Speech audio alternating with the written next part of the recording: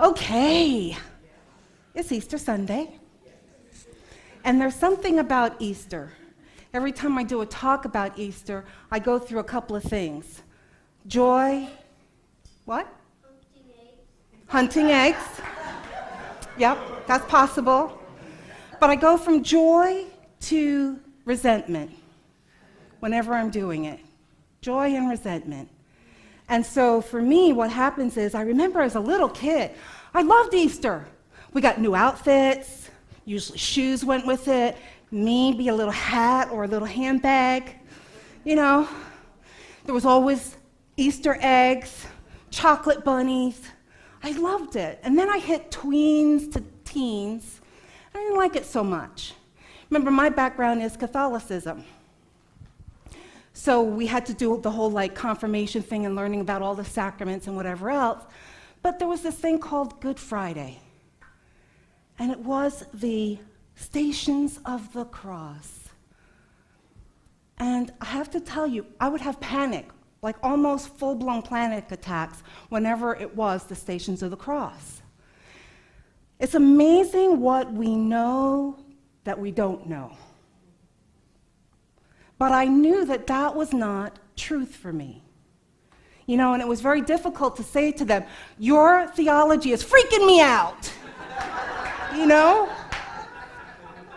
So then I left Catholicism, and then I was really ticked off about God and Jesus.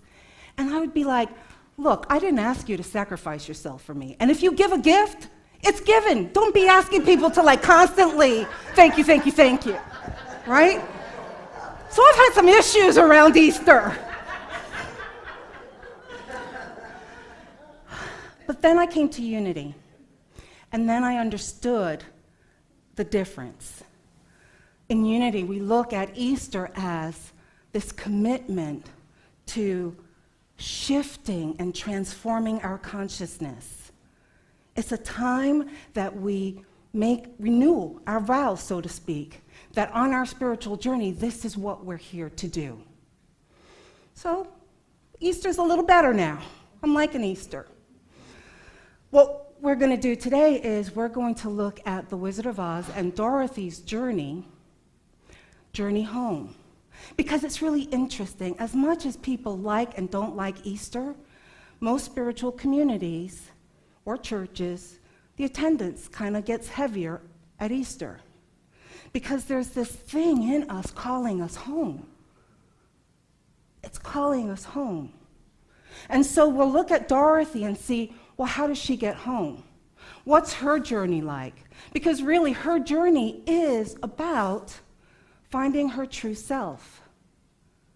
And finding her true self may mean self-sacrifice or surrender. Maybe both. So this book I found, and I think it's such a treasure for me. It's called The Zen of Oz, The 10 Spiritual Lessons from Over the Rainbow, and it's written by Joey Green. And it's more on the Zen tip of spirituality, so I really enjoyed it. So I'm going to give you the first quote. It's a little long one, but it's really juicy. He writes this: "You are born with an inner spark. This inner spark gives you a potentially radiant character and the capability of knowing, loving, and spiritually communing with the creative intelligence of the universe. You are endowed with infinite potential for goodness and greatness. You have the free will to discover your inner spark and your cosmic purpose, or the free will to extinguish your inner spark." The ruby slippers actually represent the inner spark within us all. The inner spark within us all. How many of you coveted those ruby red slippers? I know I did. I wanted a pair. Thank you, Graham.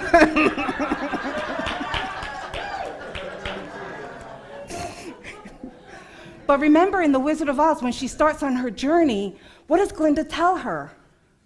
She tells her, don't take off those ruby slippers, right? Keep your feet in those ruby slippers. So if we look at this being our spark, Glinda's saying what? Be true to your divine self. Be true to your passion. Be true to what makes you divine, right? So red slippers. And then on the journey, she meets 3 characters. Those 3 characters, we start off with the Scarecrow. When she meets the Scarecrow, where's the Scarecrow? Right? He's hung up on that little thing that keeps the Scarecrow. See, I'm a city girl, so I don't know what the thing is called. The thing that the Scarecrow hangs on. Thank you. Post? That's actually good. Thank you. So a post, right? And he's nailed there. And what I like about looking at it metaphysically is that the Scarecrow represents those who are seeking spiritually, but letting others hold them back. Those who are seeking spiritually, but are held back by others. Then who does she meet? The Tin Man. And the Tin Man, he represents soul searchers who are indecisive, who are paralyzed by indecision. Because as we know, the Tin Man's roaming free. There's nothing there that's holding him besides rust in itself, right? So he's been in one position, rusting, indecision. And lastly is the Cowardly Lion. And this represents those who are seeking but afraid to go on that journey alone. Cowardly Lion is free. He's untethered. There's no reason why he couldn't have followed that yellow brick road himself and get over to the wizard. So interesting depth there for what this is. My second quote, let me get that.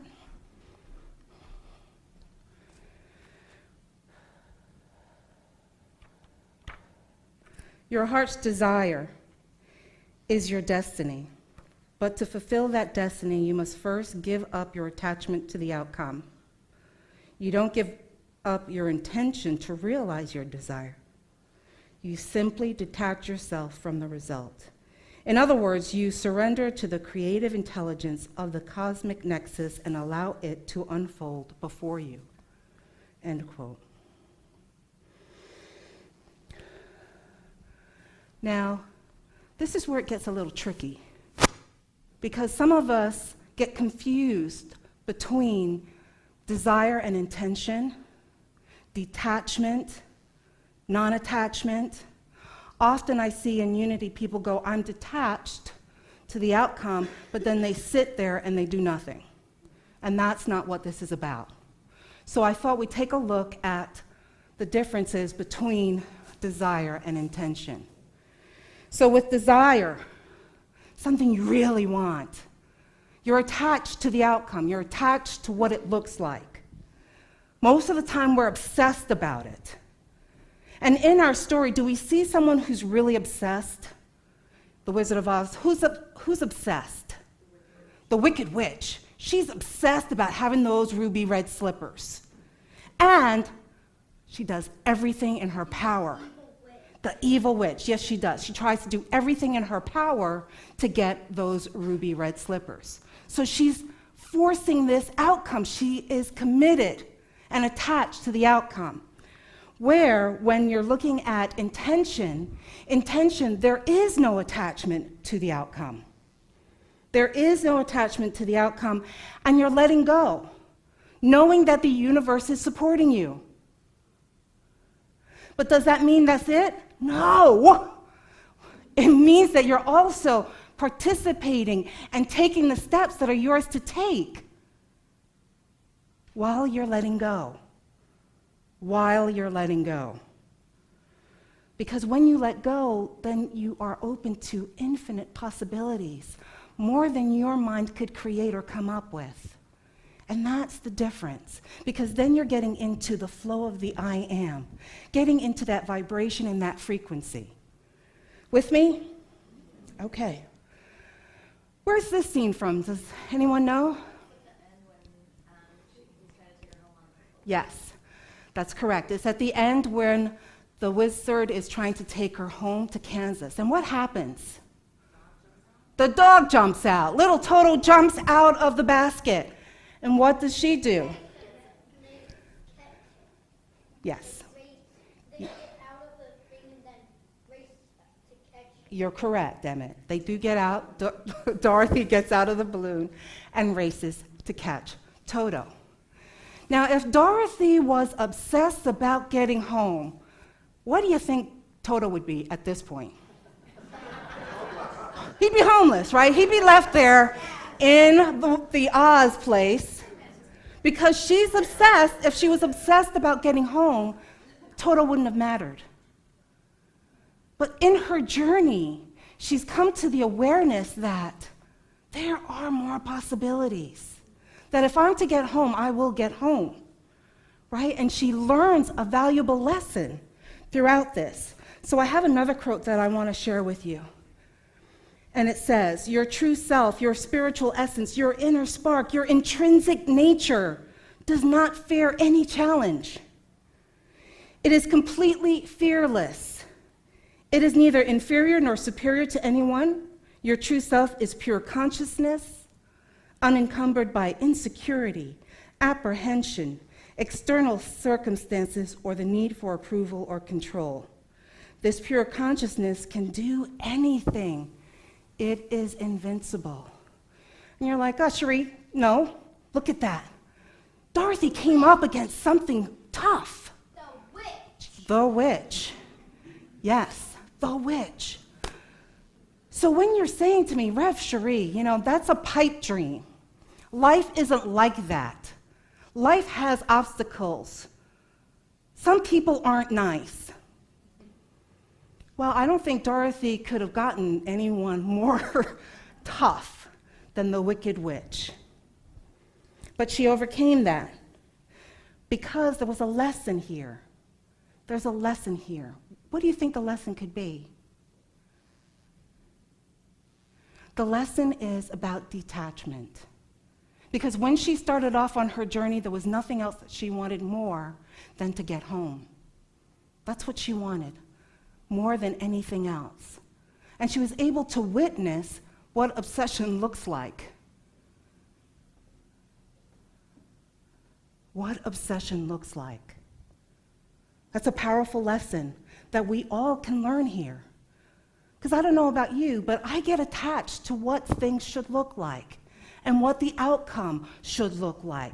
And if the outcome is X, then I'm in the flow, I'm working my things, I'm visualizing, I'm manifesting.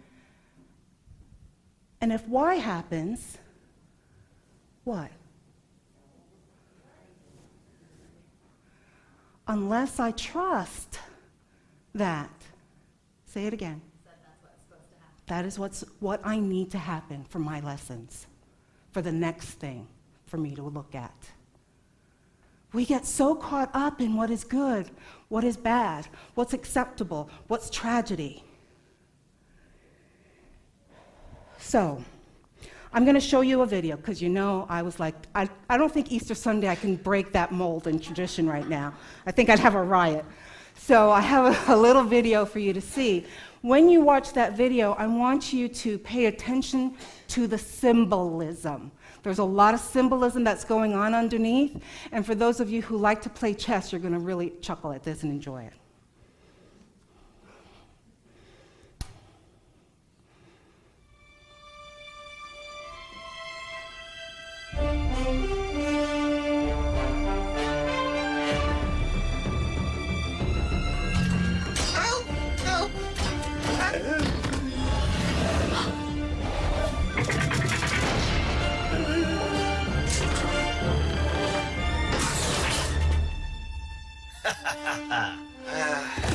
Thank you.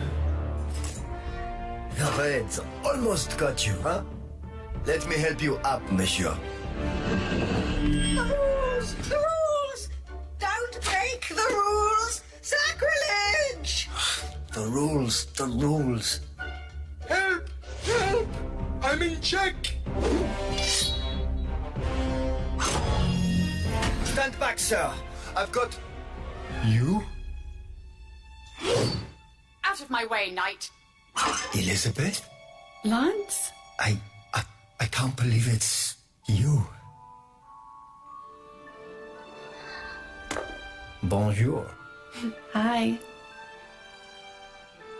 Oh, Lance, catch me.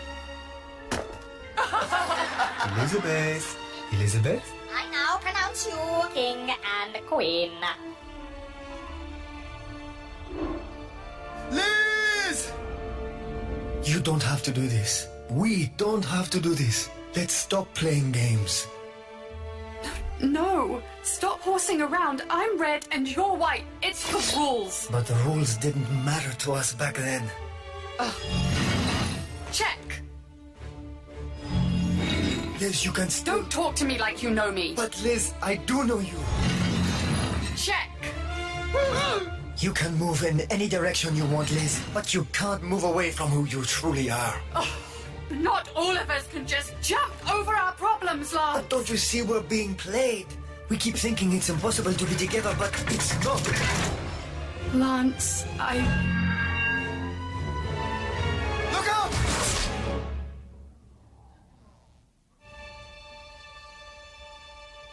No! Liz. It's okay.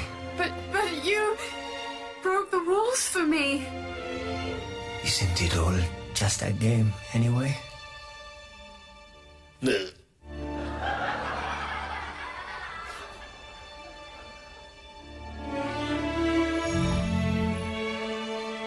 It's all just a game.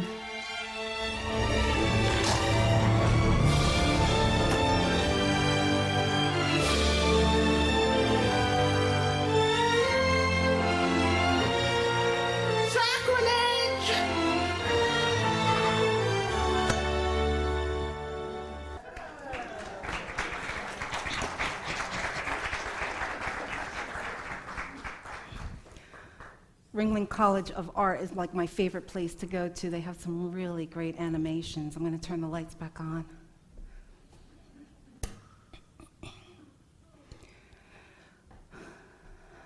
Lots of symbolism. What did you get out of it? Anything? Nothing? No one's going to talk to me now? Yes, break the rules. And it's just a game. Say? Life is just a game. Okay, life is just a game. Yeah. The rules don't matter, Stephanie? That's right. Whose rules are they? Whose rules are they? So lots for you to ruminate over as you're looking at how do you do your journey? How do you walk your talk? What rules are you giving into that may not necessarily... Yes. That may not necessarily support you. All right, so that's what we're doing here. We're unpacking. We're looking at what do we believe? What rules are we following? Whose journey is it? Where is our value? What's more important? Okay, so this last quote talks about Satori, which is an awakening in the Zen tradition. We often talk about, am I enlightened yet? When will I know I'm enlightened? Well, when you get there, let me know. But it's talking about this being an inward journey. And what I wish for you this Easter is the last piece of that quote. When you discover the true essence of your inner spark, when you embrace your spiritual nature, when you live in the here and now, when you are at home with yourself, the creative energy of the cosmic intelligence will flow abundantly and harmoniously, propelling you to fulfill your cosmic purpose easily and effortlessly. So this Easter, Celia, will you start coming up? This Easter, I ask you to look at how do you want to awaken? What's your journey? Life doesn't have to be hard, but it can be filled with lots of lessons learned, things to discover, ways to transform. So Look forward for Celia. Thank you very much. Happy Easter.